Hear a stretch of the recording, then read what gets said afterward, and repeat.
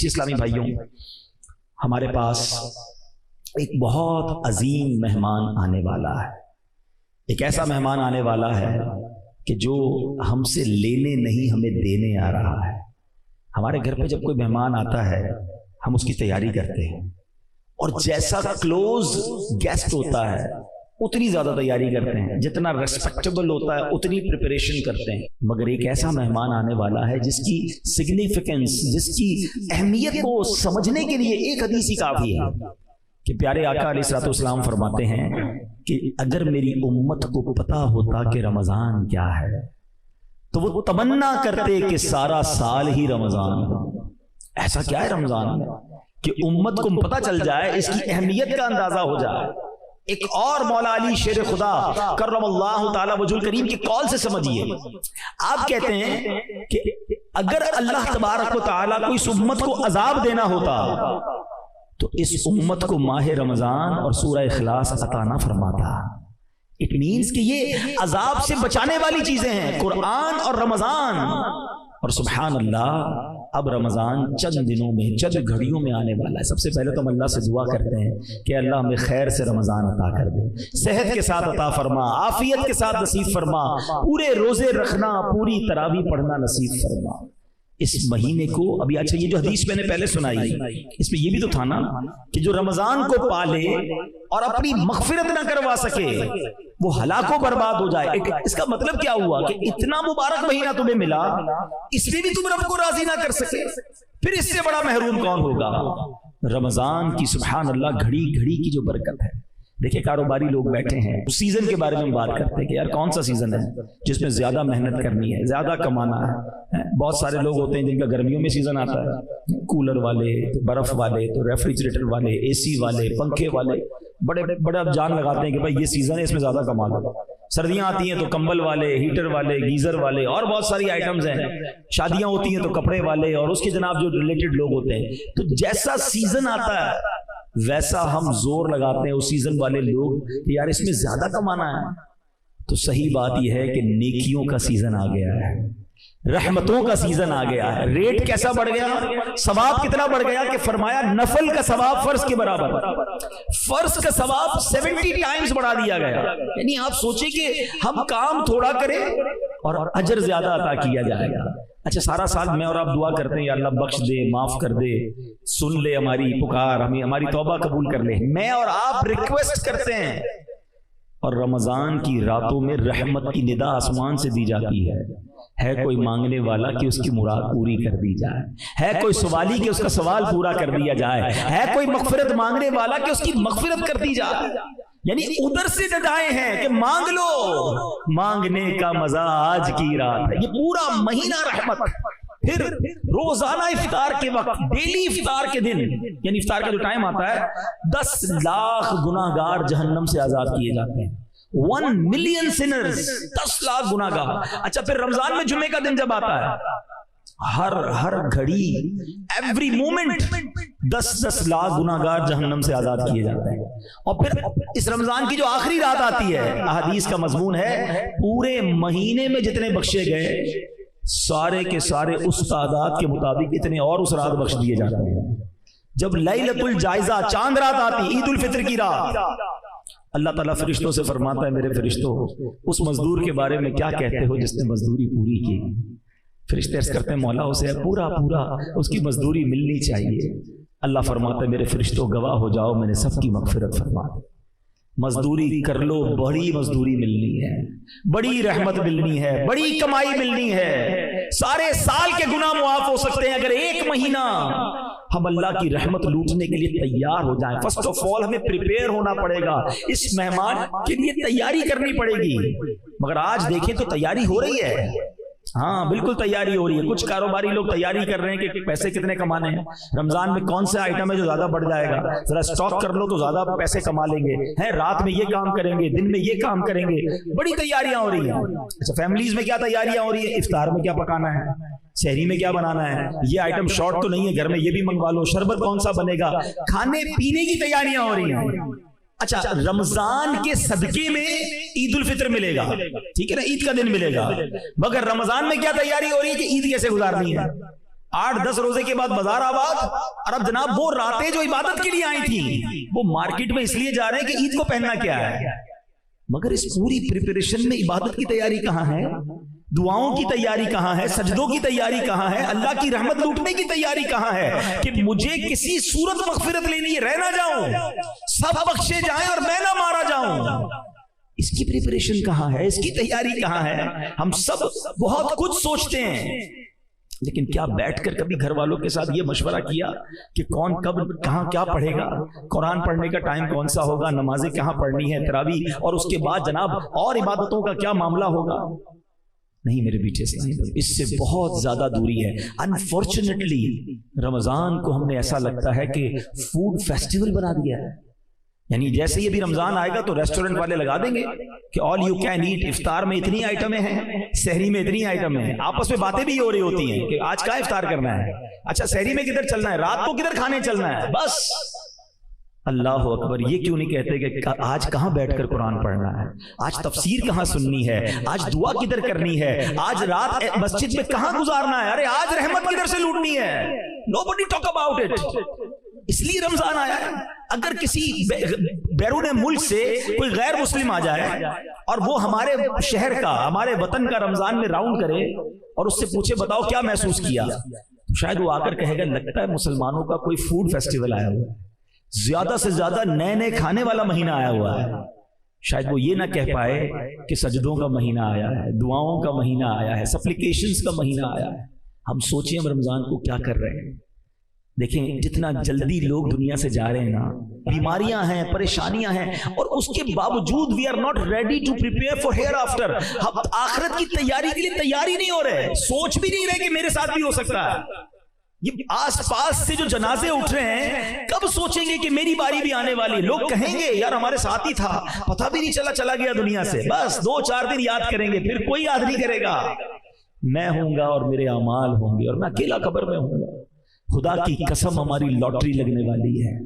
اگر جیتے جی پھر رمضان مل جائے نا، یہ چند دن میں تو بہت دعائیں کر رہا ہوں، اللہ زندہ رکھیو رمضان تک، عافیت سے رمضان دینا، خیر سے رمضان گزارنا نصیب فرمانا، کیونکہ کوئی بھروسہ نہیں زندگی کا. اگر یہ رمضان مل جائے نا، یقین کرو یہ اللہ کا احسان ہوگا. اور اب اس رمضان کو زندگی کا آخری رمضان سمجھ لو کہ بس کسی صورت میں نے اللہ کو راضی کر لینا ہے، کیونکہ اللہ کریم کی رحمت چاہتی ہے کہ میں اور آپ بخشے جائیں. ایک سجدے پر رمضان میں، ایک سجدے پر 1500 نیکیاں عطا کی جاتی ہیں، حدیث کا مفہوم ہے. اور اس کو جنت میں سرخ یاقوت کا گھر عطا فرمایا جائے گا. ہر سجدے پر، ہر سجدے پر ایسا درخت جنت میں اس کے لیے لگایا جائے گا کہ جناب جدھر 500 سال تک گھڑ سوار گھوڑا دوڑاتا رہے اس کے سائے میں دوڑتا رہے گا. ارے ایک سجدے کا اتنا ثواب. اس کے بھی لوگ تراویح نہیں پڑھتے، 3 روزہ پڑھ لی باقی فارغ، 5 روزہ تراویح پڑھ لی باقی فارغ. ارے اللہ کے بندو تراویح تو پڑھنی، نوافل بھی پڑھ لو نا، ہر سجدے پر ثواب ہے نا. یہ مہینہ تو اس لیے آیا ہے. ہمیں تو کرنا کیا چاہیے، اے کاش ہم یہ پلان کریں کہ رمضان میں تراویح بھی پوری پڑھوں گا بلکہ نوافل بھی پورے پڑھوں گا. ہم نے تو پلان ہی کچھ اور کیا ہوا اپنی زندگی میں. عصر کتنی 4 رکعتیں، ظہر کتنی 4-2-2، اچھا مغرب کتنی 3 اور 2، عشاء کتنی 4-2-3. اول تو پڑھنی نہیں ہے، پڑھنی ہے تو شارٹ کٹ والی پڑھنی ہے. ارے اللہ کے بندو کیوں یہ نیکیاں چھوڑتے ہو؟ اور اب ایٹ لیسٹ رمضان میں تو یہ پلان کر لینا یار رمضان میں پوری نماز پڑھوں گا، تراویح بھی پڑھوں گا، اوابین بھی پڑھوں گا، تہجد بھی ادا کروں گا. پورا سال گناہ کیے ہیں، پورے سال خطائیں ہیں، یا اللہ یہ مہینہ ایسا دے دے کہ تجھے راضی کرنے میں کامیاب ہو جائے. یہ مہینہ کتنا اہم ہے آپ کو معلوم ہے؟ نزول قرآن کے بارے میں تو آپ جانتے ہیں، لیکن اس مہینے کی ایک اور شان شاید بہت ساروں کو نہیں پتا کہ اللہ کریم نے جو 4 بڑی آسمانی کتابیں نازل کی ہیں نا، توریت، انجیل، زبور اور قرآن، یہ چاروں کی چارے رمضان میں نازل فرمائی ہے. یعنی رمضان ہی کو چنا گیا.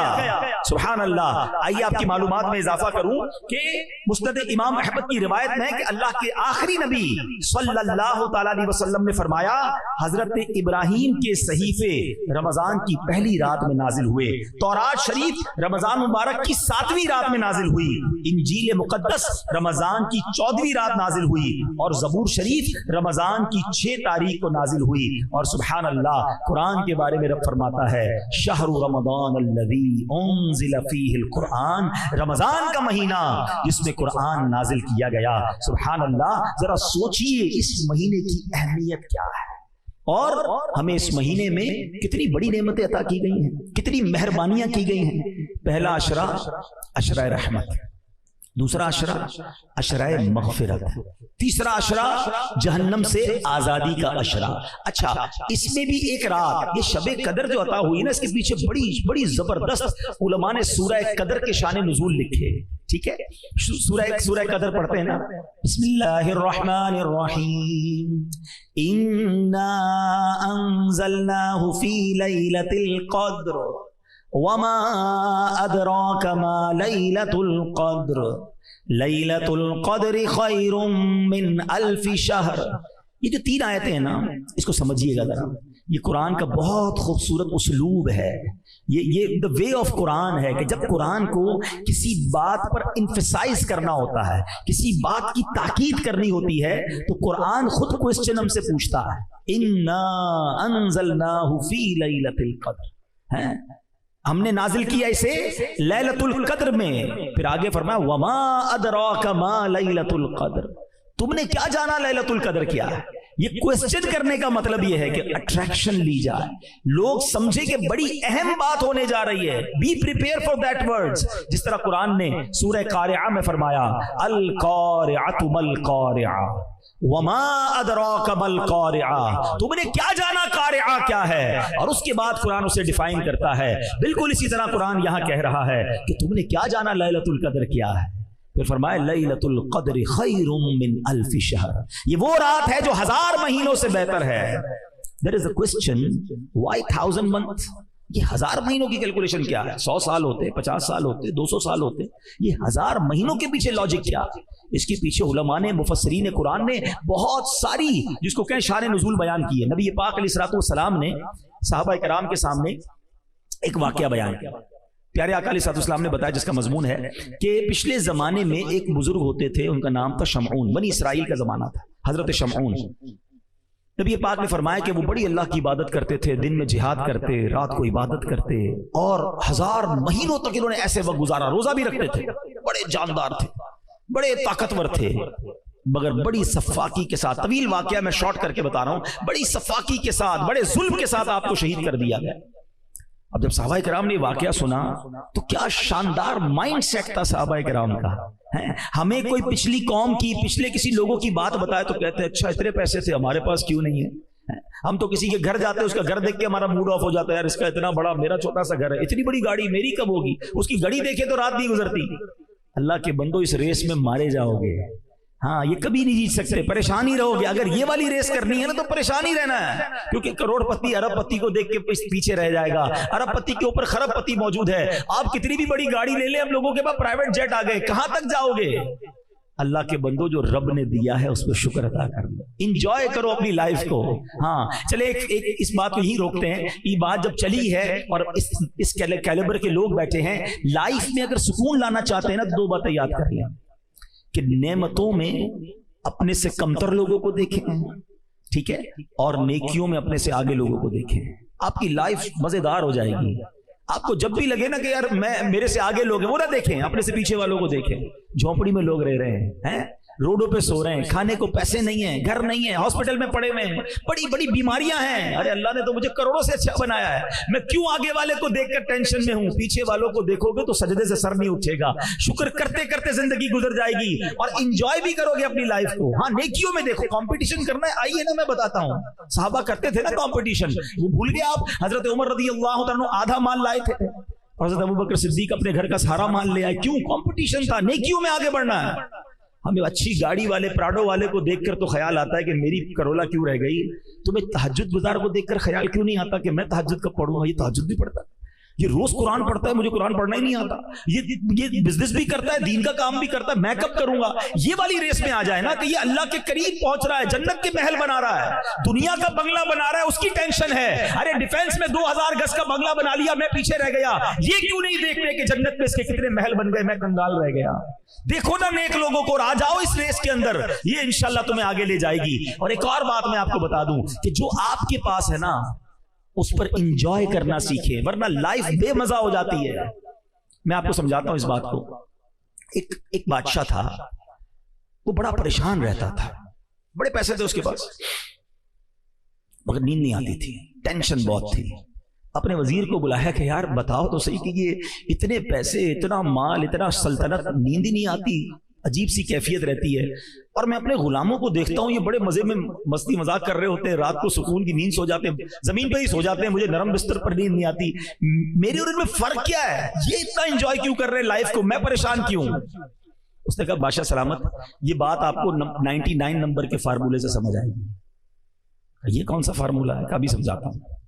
اس نے ایک غلام کو بلایا، ادھر آؤ بادشاہ سلامت، آپ اس کو 100 اشرفیاں تحفے میں دے دیں۔ بادشاہ تھا، اس کے لیے 100 اشرفیاں کیا چیز ہیں، 100 اشرفیوں کی تھیلی منگوائی، وزیر کے ہاتھ میں دی۔ اس وزیر نے کیا کیا، چپکے سے اس کے اندر سے ایک اشرفی نکال کے جیب میں رکھ لی، کہا جاؤ مبارک ہو۔ اس غلام کی تو لاٹری لگ گئی، زندگی میں ایک اشرفی نہیں دیکھی تھی، 100 اشرفیاں۔ او جناب، گھر گیا، خوشی خوشی سارے گھر والوں کو، بچوں کو جمع کیا، بیوی کو بلایا، مبارک ہو مبارک ہو۔ کیا ہوا؟ 100 اشرفیاں بادشاہ نے دی ہیں، اپنی تو زندگی بن گئی، سارے بچے خوش، وائف بھی خوش۔ بچے کہتے ہیں ابو اشرفیاں دکھائے تو سی، ہوتی کیسی، ہم نے دیکھی نہیں آج تک۔ تھیلی کھولی اور اشرفیاں اس نے نکال دی۔ کہا ابو ہم گن لیں؟ گنو۔ بچوں نے گننا شروع کی، کتنی نکلی؟ 99۔ ایک تو رکھ لی تھی نا اس نے۔ کہا ابو یہ تو 99 ہیں۔ کہا نہیں نہیں، بادشاہ نے دی ہیں 100 ہوتی ہیں، پوری 100 ہوں گی، گنو، تمہیں گننا نہیں آتا۔ پھر گنی 99۔ بیوی نے کہا ہٹو میں گنتی ہوں، بچوں کو گننا نہیں آتا۔ بیوی نے گنی، نکلی 99۔ شوہر نے کہا تم سب ہٹو، تمہیں گنتی نہیں آتی، میں گنتا ہوں، نکلی 99۔ اب بیوی کہتی تم ہوئی ایسے، 100 دی ہوں گی تم نے، راستے میں گرا دی ہوگی۔ بچے کہتے ہیں وہ ایک اشرفی شارٹ کرایا، پتہ ہے ایک اشرفی کتنے کی ہوتی ہے، اس سے تو کتنے کام بن جاتے ہیں۔ نہیں نہیں، ادھر ہی ہوگی۔ بستر اٹھایا، ٹیبلیں اٹھائیں، پورا گھر اتھل پاتھل، ساری رات اسی میں گزر گئی کہ وہ ایک کدھر گئی۔ صبح آیا وہ غلام بادشاہ کے دربار میں، آنکھیں سوجی لال، جو روز سکون سے سوتا تھا۔ وزیر نے کہا کیا ہوا تمہیں؟ کہا بادشاہ سلامت بڑا مسئلہ ہو گیا۔ کیا ہوا؟ آپ نے تو 100 دی ہوں گی لیکن ہوا یہ، گھر گیا تو 99 نکلی تھی۔ وزیر نے جیب سے ایک نکالی کہ یہ ایک لے جاؤ، وہ تو چلا گیا۔ اب وزیر نے جو بادشاہ سے بات کی نا، میں آپ سب کو سمجھانا چاہتا ہوں کہ بادشاہ سلامت آپ کا پرابلم بھی یہی ہے، آپ کے پاس جو ہے نا آپ اس پر خوش نہیں ہیں، جو نہیں ہے اسی کی فکر میں زندگی خراب کر بیٹھے ہیں۔ ہم سب کا یہی حال ہے، خدا کی قسم اتنا ہے ہمارے پاس کہ سارا زندگی سجدہ کرتے گزار دیں، اور ہم میں سے بہت سو کے پاس تو اتنا ہے ہمارے بچے بھی کھائیں تو ختم نہیں ہوگا، مگر ٹینشن یہ کہ وہ کیوں نہیں ہے، وہ کب ملے گا؟ وہ ایک اشرفی کی تلاش میں تم جو 99 ملی ہوئی ہیں اس کو نہ انجوائے کر رہے ہو، نہ شکر ادا کر رہے ہو، نہ مزے لے رہے ہو لائف کے۔ ارے جو ہے اس پہ خوش رہو۔ تو بہرحال میرے میٹھے اسلامی بھائیوں، یہ بات نبی پاک نے جب صحابہ کو بتائی نا کہ وہ حضرت شمعون نے اتنی عبادت کی، تو صحابہ نے کیا خوبصورت مائنڈ سیٹ تھا، بات یہیں سے چلی تھی نا، واپس آ گیا میں۔ صحابہ کہتے ہیں حضور اتنے ساری عبادتیں کی انہوں نے 1000 مہینوں تک۔ حضور ہماری تو عمر ہی تھوڑی، ہم تو چھوٹی عمر والے، اس میں آرام بھی کرتے ہیں، بچپن میں گزر گئے کچھ سال، تو یہ پچھلی قوم والے تو آگے بڑھ گئے نیکیوں میں۔ Look at the mindset of صحابہ کرام، ان کو فکر ہی یہ تھی کہ حضور وہ نیکیوں میں آگے بڑھ گئے۔ اب جب صحابہ نے یہ کہا نا تو نبی پاک علیہ الصلوۃ والسلام کے بھی دل اقدس پر رنج ہوا، اور میرے آقا کے دل پر رنج ہو تو رب کو یہ کب گوارا ہے۔ جبریل امین آ گئے، کہتے حضور گھبرائیے نہیں، اللہ کریم نے آپ کی امت کو ایک ایسی رات عطا کر دی ہے، سورہ قدر لے کر آئے، ایک ایسی رات عطا کر دی ہے کہ جو اگر آپ کی امت سال میں ایک بار اس رات میں عبادت کر لے، حضرت شمعون کے 1000 مہینوں والی جو عبادت ہے اس سے زیادہ جو ہے آپ کی امت آگے بڑھ جائے گی۔ So that is the reason of 1000 months۔ یہ پیچھے لاجک ہے کہ وہ والی 1000 مہینے کی عبادت جو انہوں نے کی، اگر کوئی شب قدر میں کر لے تو ان کی عبادتوں سے آگے بڑھ جاتا ہے۔